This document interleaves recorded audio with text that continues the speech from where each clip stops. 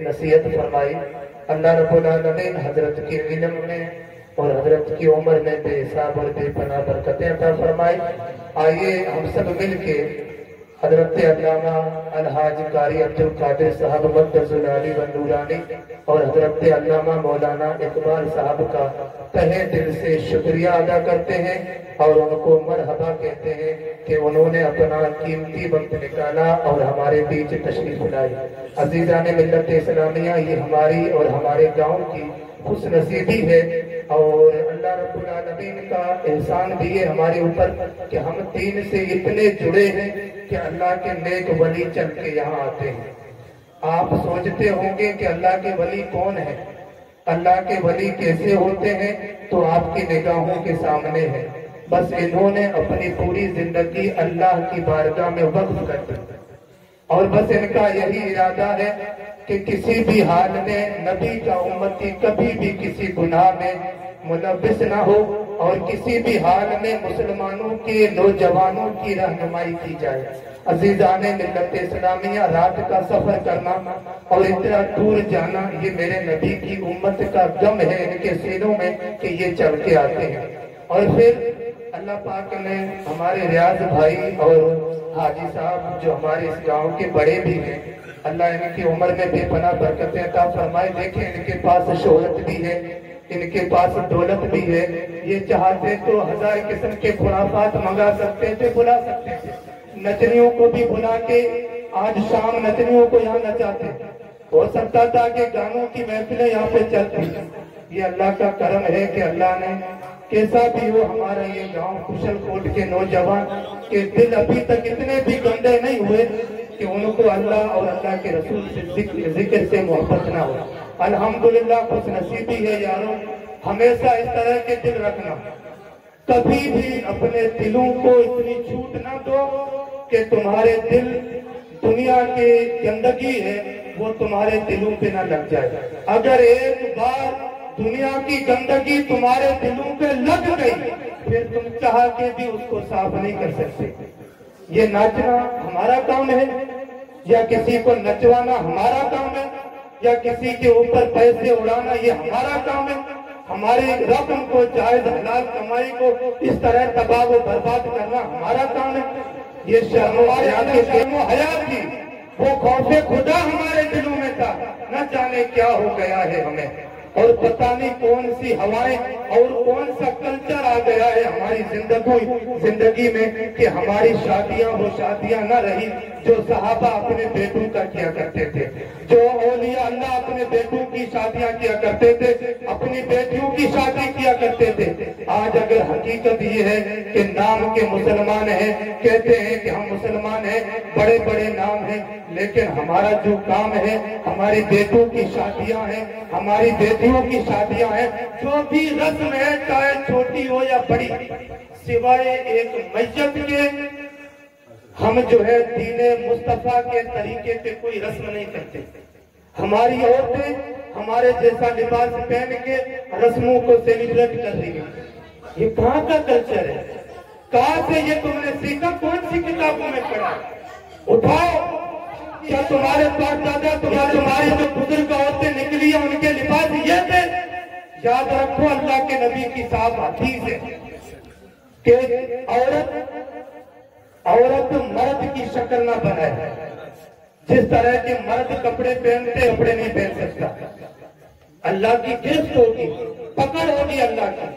تو عزیزان ملت اسلامیہ، ریاض بھائی کا شکریہ کہ ان کے پاس سب کچھ ہونے کے باوجود اس ہلدی کی رسم پہ اور وہ یہاں پہ ہمارے بیچ میں بلایا، اور ہم یہ امید کرتے ہیں کہ ان ہستیوں کی واعظ و نصیحت سے کچھ تمہارے دل کی دنیا بھی بدلے گی اور تمہیں اللہ کا قرب حاصل ہوگا، اللہ کے نبی کا بھی قرب حاصل ہوگا۔ برائے مہربانی جتنا ہو سکے یہ ناچنا ہمارا کام نہیں۔ اگر حقیقت میں خدا ہم کو نچواتا تو ہمیں انسان نہیں بندر بناتا، پھر ناچتے رہتے ہم۔ بندروں کو کوئی روکتا ٹوکتا ہے کہ بھائی کیوں ناچ رہا؟ کیونکہ اس کی ذات ہی بندر ہے، وہ اس کا کام ہی ناچنا ہے تو وہ ناچ رہا ہے۔ انسانوں کو آج سے پہلے ہمیں نے کبھی بھی ناچتے نہیں دیکھا۔ ہمارے بڑوں نے صرف ایک ہی بات کہی ہے ہم سب کے بڑوں نے ایک بات کہی ہے کہ مرد چاہے شادی میں ناچے چاہے مجرے میں ناچے، نسل کی توہین ہے بس۔ جو مرد ناچتا ہے وہ نسل کے اوپر ایک کلنک ہے۔ یار یہ ناچنا ہمارا کام نہیں، یہ ناچنا کسی اور قوم کا کام ہے۔ اگر ہم نے ناچا تو تلوار کون اٹھائے گا؟ اگر ہم نے ناچنا شروع کر دیا بندروں کی طرح تو دنیا کو کون سنبھالے گا؟ اگر ہم نے ناچنا شروع کر دیا تو یہ دنیا کی راہبری کون کرے گا؟ ہم نے اگر ناچنا شروع کر دیا تو یہ دنیاؤں کے اوپر حکومت کون کرے گا؟ جب سے ہم نے ہمارے بڑوں کے راستے چھوڑے ہیں، یقین مانے کہ دنیا میں تماشا بن کے رہ گئے ہم۔ یہ داڑیاں، یہ ٹوپیاں، جہاں دیکھو مذاق بنائی جا رہی ہے، اور ہماری ماؤں کا بھی یہ حال ہو گیا کہ ہمارا بیٹا اگر تھوڑی دیر دور باہر جاتا ہے بس وہ مچھلیوں کی طرح تڑپنے لگتے ہیں۔ میرے بیٹوں کو پتہ نہیں کیا ہو گیا۔ وہ مائی اپنے بیٹے کی پرورش اس طرح کر جس طرح ایک ماں نے خالد بن ولید کی تھی، تاکہ تجھے تیرے بیٹے کے اوپر اعتبار ہو۔ جہاں پہ میرا بیٹا ہو، جس گلی سے گزرے گا، چاہے وہ شراب کے اڈے ہو، چاہے وہ جوئے کے اڈے ہو، چاہے کسی بھی کوئی بھی کسی لیول کی محفل ہو، یا اگر عورتیں بھی ہو، میرا بیٹا نظر نیچی کر کے جائے گا، اپنے مقصد میں کامیاب ہو کے واپس آئے گا۔ اور اگر بات کہیں آئی تو واپس آئے گا۔ یہ تب تھا جب ہماری مائیں قرآن گود میں لے کے ہمیں دودھ پلایا کرتی تھی۔ یہ تب تھا جب ہماری مائیں لوریاں سنا کے ہمیں سناتی تھی۔ آج کیا حال ہے انہی ماؤں کی اور انہی خاندانوں کی بہوؤں کا آج کیا حال ہے؟ آپ کو پتہ ہے، آپ کو بھی پتہ ہے، ہم سب کو پتہ ہے۔ یہ بزرگ بیٹھے پوچھیں، یقین مانے کہ ہماری عورتوں کا شرم و حیا کا وہ مقام تھا، رب کعبہ کی قسم۔ یہ کچھ سال پہلے 10-15 سال کی بات ہے، کوئی 100-200 سال کی بات نہیں ہے۔ اگر ہماری عورتوں کے کپڑے گھروں کے باہر سوکھے ہوتے، اگر کوئی اجنبی مہمان آتا تو عورتیں گھبرا کے وہ کپڑے اٹھا کے اندر لے جاتی، کہیں کسی غیر محرم کی نظر میرے کپڑوں پر نہ پڑے۔ اسی نسل کی، ان کی نسل کا آج حال کیا ہے؟ کوئی شرم و حیا نہیں۔ کس طرح کی کپڑے پہنے جا رہی ہو، کس طرح تم یہ تماشے کر رہی ہو۔ کیا کل منہ دکھاؤ گی بی بی فاطمہ کو؟ اماں عائشہ کا سامنا تم کس طرح کرو گی؟ کیا سوچتی ہے خوبصورتی برقرار رہے گی تمہاری؟ یہ بال تمہارے ہمیشہ بڑے رہیں گے؟ یہ کمریں تمہاری اس طرح سیدھی رہیں گی؟ میری بہنوں، خدا کا واسطہ ہے، کچھ خدا کا خوف کرو۔ یہ دنیا تو 4 دن کی ہے، قبر میں کھوپڑی سے یہ بال جھڑ جائیں گے تمہارے، جسے تم سنوارنے میں لگی ہوئی ہو۔ تماشے بنا رکھے، دین کا مذاق بنا کے ہم لوگوں نے بنا کے رکھا ہوا ہے۔ عزیزان ملت اسلامیہ، اپنی خواتین کو ایسی محفلوں میں شرکت کرایا کرو تاکہ انہیں پتا چلے۔ ہمیں تو اپنی بیویوں کو دین بتانے میں شرم آتی ہے، ہمیں اپنی بیویوں کو باقی دنیا جان کا ہمیں علم دیں گے لیکن دین سے ہم وابستہ نہیں رکھتے۔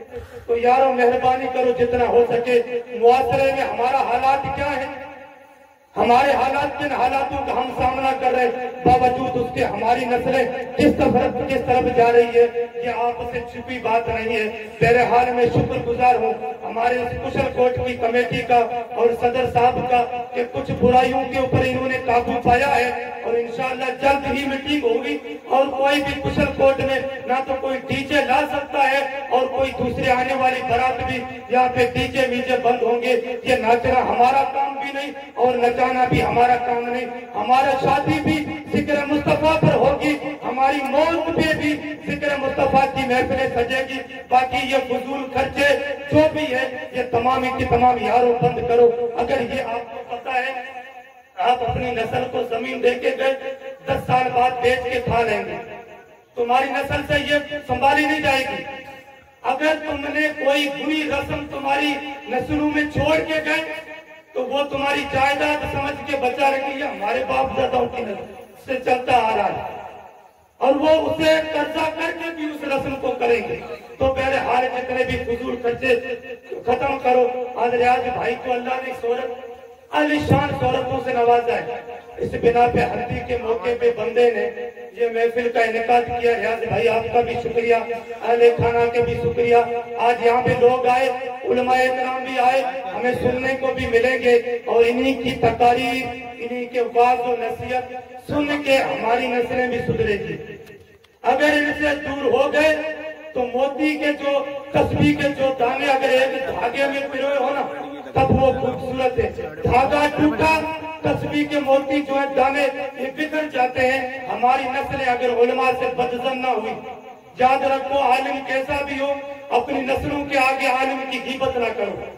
कोई भी आलिम हो, सुनी सुनाई बातों पे हम बातें किए जा रहे, ना हम वहां पे थे, ना कोई बात सुनी, ना हम गवाह हैं। लोग आजकल उलमा से बड़ा बदजन रख रहे हैं, अपने जहनों को और दूसरे जवानों का जहन खराब कर। यारो याद रखो, एक आलिम की गिला तुम्हारे 40 साल की इबादत को रद्द कर सकती है।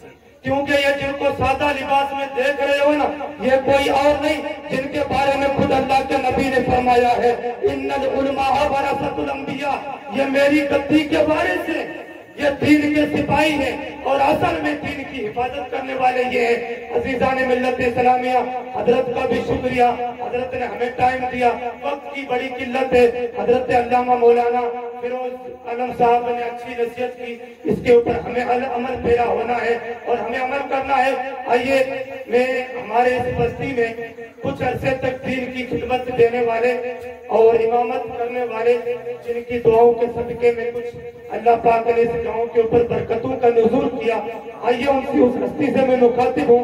हजरत अल्लामा व मौलाना इकबाल साहब मक़दसुल आली व नूरानी, वो कुर्सी खिताबत पे तशरीफ लाए और अपने बयान से हमारे सामीन के दिलों को मुनव्वर और मजल्ला फरमाए। माशाअल्लाह, आइए हजरत का नाम इस्तक़बाल नारे तकबीर से करें। नारे तकबीर, नारे रिसालत, नारे रिसालत। उलमाए